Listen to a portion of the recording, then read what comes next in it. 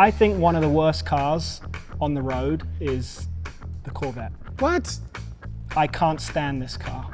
And then the new M3 does come with a stick, but it has an electronic parking brake. I'm out, I can't do it. So your car, it will not be satisfied with your acceptance. Right. You just every single day, yes, I love you, yes, I love you, yes, I love you. Thanks. So some of you guys know that I've been in a long-term committed relationship with my Jeep, right? In fact, we just hit 10 years together. Yeah, I know, thank you. Sometimes she does things that just drive me batty. So just yesterday, I got in, pushed the button to start it, and she gives me this, right? You guys have all seen these, every website ever, all the little apps on your phone. It's a click-through, like disclaimer license agreement, right? And you know what? It wasn't just yesterday. She's done this every morning for more than 10 years. I mean, that's I counted 3,713 different days. She has shown me that So your car, it will not be satisfied with your acceptance. Right. You just every single day, yes, I love you, yes, I love you, yes, I love you. Exactly. She's like, do you still love me? Do you still love me? Do you still love me? And I'm like, yes. So seriously. Such a clingy relationship. It is. It's unhealthy. Every damn day. Yeah. And you know what? It's not just this either. Like all of the electronics in that car are just idiotic. Like, don't get me wrong, the Jeep is a mechanical engineering marvel, but the software is terrible. And it's not just Jeep. Like the software on every car is terrible.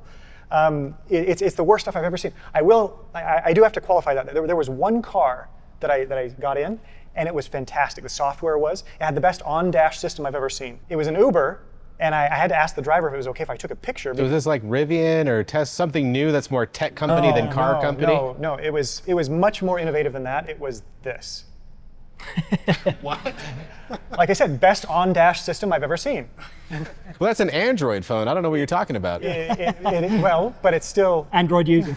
What the guy did that was so clever, though, as you can see, he just used the slick surface of the screen to attach a real software system. Oh wait, the suction cup is stuck to the actual. That's the ticket here. That was his innovation. He probably broke his factory screen in being able to actually use his phone. That's funny. So anyway, I don't know what it is about these car companies though, but they are the worst software companies in the world. You're 100%. Right. You're right. Tesla and Rivian are slightly better, but like all of the big three in the U.S. in particular. But you have to drive them is the problem.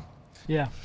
We recently were back in England, right? We were going to my granddad's funeral, and the car that my dad had rented was an MG. It was some SUV. I don't know if you know what an MG is, but old British sports car, right? The midget. It's now Chinese made, and it has this touchscreen, and every single time you interacted with it, it would kick you out of Apple CarPlay. So if you wanted to change the temperature, out of Apple CarPlay. So if you're in a different country, you've got GPS activated on your Apple Maps.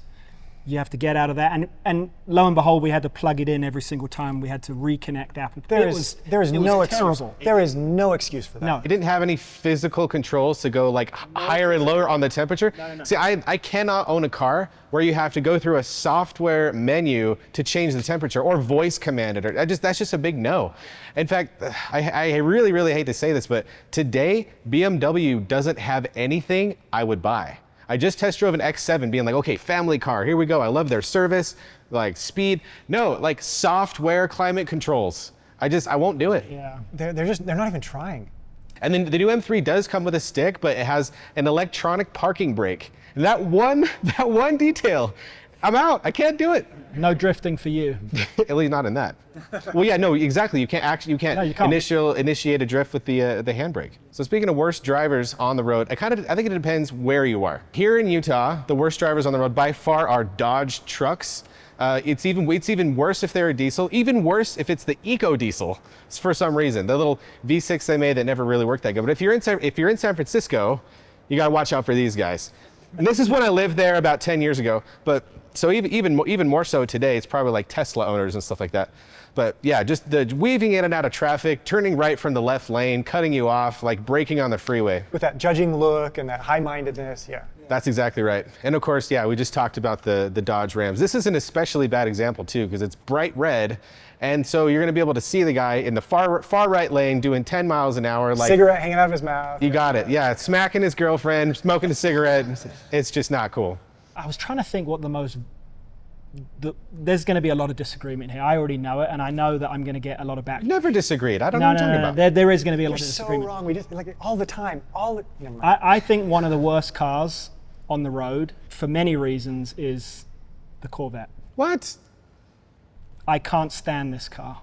This one has 1,000 horsepower. 1,000 horsepower. That's what every time I say I can't stand this, that's the first thing. But it's so fast. I'm like, yeah, but an electric car goes 0 to 60 very quick, right? Yeah, but they have no soul, and in fact, not only they have a black hole of a soul in the middle that sucks all the souls toward it. All I'm saying is that everybody that drives this car, right? It's in part a midlife crisis car, I think, right? Midlife is generous. This is a like post-life crisis. Post-life, Yeah. fair, yeah. I bet the average driver's age of this car is probably 67. 67, yeah. What is it you say about Buicks, Brett? Oh, yeah, like every car has a point, right? And the point of the Buick is that it's the most comfortable place to wait to die. Yeah. So this is the most exciting place to wait to die. To wait to die, yeah, absolutely. Because you can't afford it until you're 75 anyway. Yeah. My big pet peeve here is that I will give it Corvette in the past, right? I still don't really like it. I would never drive one because, again, I'm not 65 years old.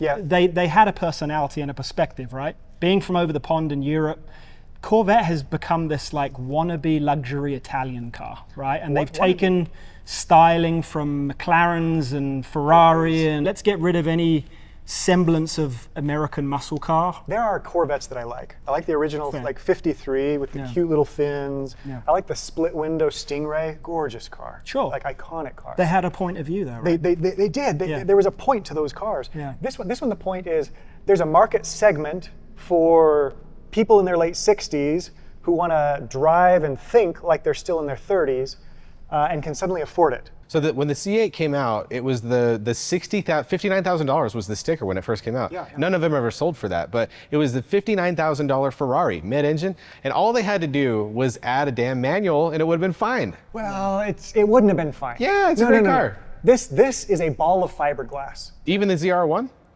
Fiberglass. Then the next time you see one in a parking lot, go up and just kind of push on the side. Like they are flimsy things. The electronics in that, GM.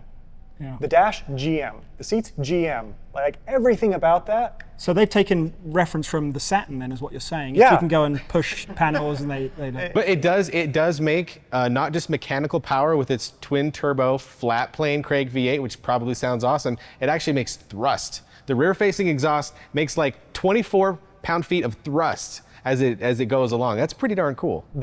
Okay, that's a pretty cool stat. I'm not sure how many cars have actually measured that, but there might be some competition if they did. But yeah, that is pretty cool. Yeah. I'm with you on this one. This one, this is a pretty vulgar car. It is. Like it has no class, no sophistication, no nuance of any kind. Yeah. And I'm 65 and I can't afford a European car. my hand is too shaky to hold a scalpel, so I'm going to buy a sledgehammer. Yeah. Well, okay, so final word is Chevrolet, you put a stick in this thing and I'll buy it.